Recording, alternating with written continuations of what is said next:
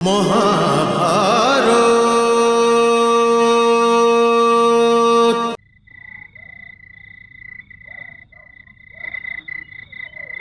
ভীম, মাতাশ্রী, বসে উঠতে হবে না, একটু শুয়ে নাও।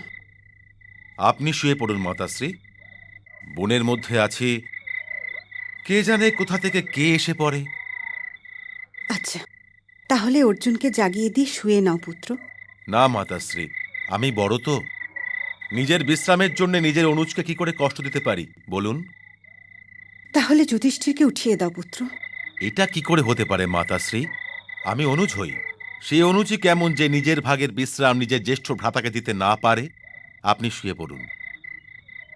আচ্ছা, কোনো সংকট এসে পড়লে তাহলে তোমার ভাইদের জাগিয়ে দিও পুত্র।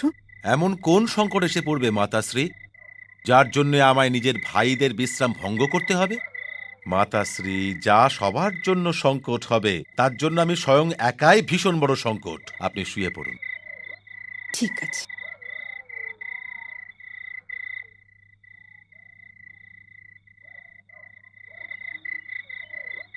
হিড়িম্বা!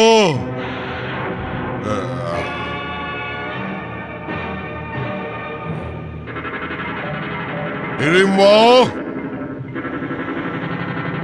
হিড়িম্বা!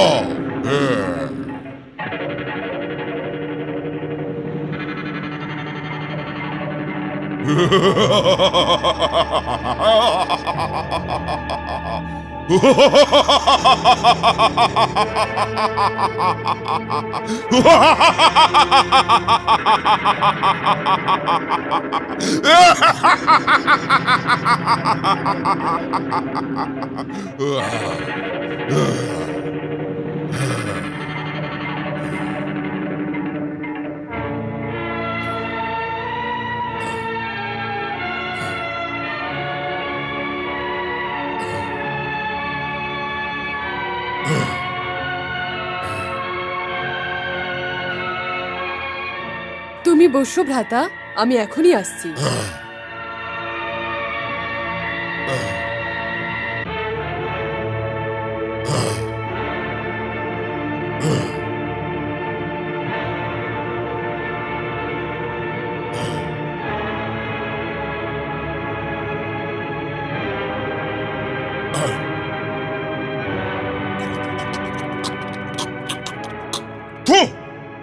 কি হয়েছে ভ্রাতা?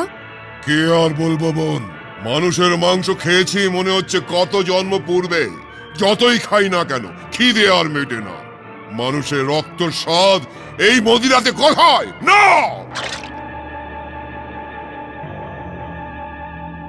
এক, দুই, তিন, চার, পাঁচ, ছয়! ছয়! যা হিড়িম্বা, 5 টাকা বেঁধে নিয়ে রেখে দে, আর একটা ভারী মোটা সেটা আমার জন্য নিয়ে আয়। যা হিড়িম্বা! ভ্রাতা, তুমি তো জানো মানুষের মাংস খেতে আমার মোটেই ভালো লাগে না। কি কথা বলছিস তুই? রাক্ষসে মানুষের মাংস খাবি না? তোর শ্বশুর বাড়ির লোক তোর নাক ছুরি দিয়ে কেটে তোকে ঘর থেকে বার করে দেবে। তোর বিয়েতে আমি 200 মানুষের মাংসের আয়োজন করব, যেন পুরো রাক্ষস জাতিতে ধুম লেগে যায়। সবাই বলবে যে বোনের বিয়ে দিয়েছে তো হিড়িম্বই। ভ্রাতা, যা, তুই খাস না, কিন্তু আমার জন্য তো নিয়ে আয়। যাও, যা। যাচ্ছি।